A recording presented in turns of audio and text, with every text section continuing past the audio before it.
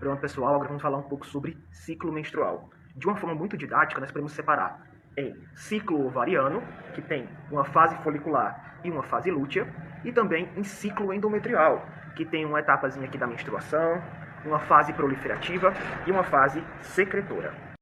E quando nós avaliamos os hormônios que vão atuar nesse ciclo menstrual, nós temos os hormônios gonadotróficos, que são os hormônios produzidos na adenohipófise, porque nós temos, né, a hipófise anterior, que é a adenohipófise, e temos a hipófise posterior, que é a neurohipófise. Nesse caso específico, nós vamos analisar os hormônios da adenohipófise, que são o FSH, que é o hormônio folículo estimulante, e o LH, que é o hormônio luteinizante.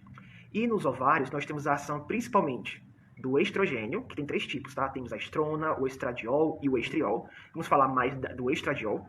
E temos a progesterona, que é um tipo de progestina.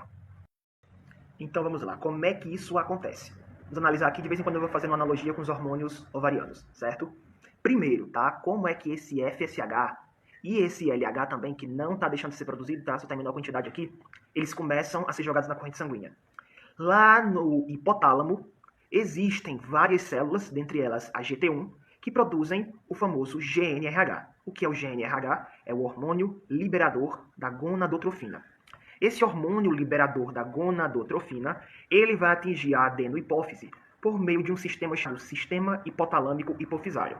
Quando ele chegar lá na hipófise anterior, certo? Que é a adenohipófise, então, esse GNRH chegou lá na adenohipófise. Ele vai se ligar a receptores de GNRH, que vão estar presentes nas células da adenohipófise. Qual é o nome dessas células da adenohipófise que terão esses receptores para o GNRH? São os gonadotrófos. Tá vendo por que esses hormônios são chamados de hormônios gonadotróficos? Porque eles são produzidos nas células da adenohipófise chamadas de gonadotrófos. Beleza?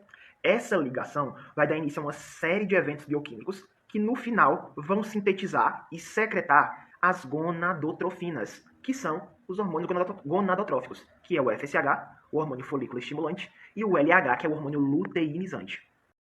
Aí observem o seguinte, tá? O FSH e o LH, eles vão atuar nas células foliculares, certo? Porque quando a gente observa dentro lá do ovário, nós vamos ter vários folículos que vão estar protegendo as células germinativas femininas, certo? Que quando ela estiver pronta para ser fecundada, vai ser o ovócito secundário. Esse folículo começa sendo um folículo primordial, depois vai virar um folículo primário, para depois transformar um folículo secundário, depois um folículo terciário ou folículo pré-antral, para depois virar um folículo antral ou folículo de Graafi, que vai fazer a menstruação mais ou menos aqui no 14º dia, beleza? Então olhem aqui, viu, pessoal? No iniciozinho da fase folicular, lembra que é a fase folicular? Que ela acontece em qual ciclo? No ciclo ovariano, certo? A fase folicular, que é o desenvolvimento do folículo. A adenohipófise vai liberar o quê? Maior quantidade de FSH. E em menor quantidade o LH, tá? O LH ele não deixa de ser enviado na corrente sanguínea, mas a maior quantidade aqui é do FSH. E esse FSH, ele vai estimular os folículos ovarianos a produzirem estrogênio, com o intuito de quê? De preparar o endométrio para uma possível gravidez. Só que o que acontece, tá? Esse excesso de FSH vai aumentando o quê? A quantidade de estrogênio. Estão vendo aqui, ó? Tem uma hora que a quantidade de estrogênio está tão grande que sinaliza para a adenohipófise. Como eu estava falando, tá, pessoal? Esse aumento do FSH faz com que aumente muito a quantidade de estrogênio. Tem uma hora que o pico de estrogênio está tão grande que o excesso de estrogênio, mais a liberação de alguns peptídeos ovarianos, lá das células da granulosa, chamadas de inibinas, vão mandar um sinal para a adenohipófise e dizer assim, ô adenohipófise, diminua a quantidade de FSH, que já tem estrogênio demais aqui. Isso aqui é um feedback negativo que vai dar para a produção do FSH. Concomitantemente, é dar um feedback positivo para a produção do LH, certo? Só que é assim, pessoal, concomitantemente a essa elevação do LH e a essa leve diminuição do FSH, o que vai acontecer? Outros peptídeos ovarianos, também produzidos pelas células da granulosa chamadas de ativinas, vão estimular a adenohipófise a voltar a produzir FSH, dando agora um feedback positivo também para o FSH. Por isso que você observa que quando você tem um pico de LH, também acontece um pico de FSH, em menor quantidade do LH, lógico. Pronto, já que você falou que o FSH estava estimulando a produção do estrogênio e também ajudando a deixar o endométrio mais formado, mas esse LH, ele vai servir para quê? Então ele vai fazer com que o folículo de Graafi certo? Que é aquele folículo que já está maduro, certo? Que estava recobrindo o, até então, ovócito primário, que agora já vai ser um ovócito secundário, já maturado, pronto para ser fecundado, ele possa ser liberado. Mas como? Esse LH vai estimular a entrada de líquido e de plasma no folículo de Graff. Também vai estimular a produção do estigma, certo? Que é tipo como se fosse um biquinho, na qual esse ovócito secundário vai ser jogado na tuba uterina. E dessa forma, quando houver o rompimento do folículo de Graff, automaticamente vai haver o quê? A ovulação, tá? O ovócito saindo e...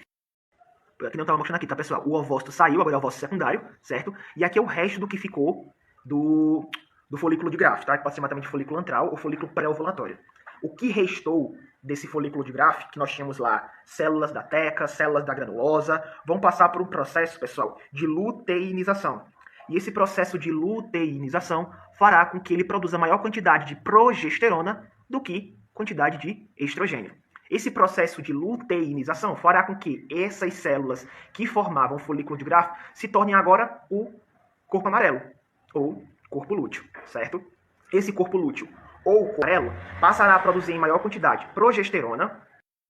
Como nós estamos entrando agora na fase lútea, certo? Você tem o corpo lúteo, ou corpo amarelo, produzindo mais progesterona do que estradiol, mas está sendo produzido estradiol. Então você tem liberação de quê? Por esse corpo lúteo? Progesterona, que é um tipo de progestina, estradiol, que é um tipo de estrogênio, e também as inibinas.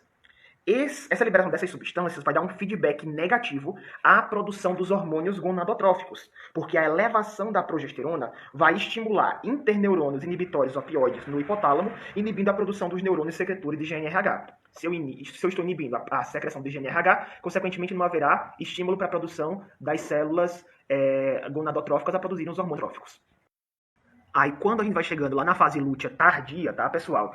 A gente vai ter uma diminuição, vocês estão vendo aqui, ó, que diminuem esses hormônios, que é a progesterona, o estradiol e também as inibinas. Isso vai fazer com que haja uma descamação, certo? Porque aqui, na menstruação, é quando inicia o ciclo. Aqui no final do ciclo, vai reiniciar, porque vai começar a descamar o endométrio, certo? Porque se você está tendo uma diminuição drástica de progesterona, de estradiol e de inibinas, você vai levar à descamação desse endométrio. Com a descamação desse endométrio e a queda desses hormônios, progesterona, estradiol e inibinas, que estavam inibindo a produção de GNRH, o GNRH vai voltar aos poucos a estimular a produção dos hormônios gonadotróficos.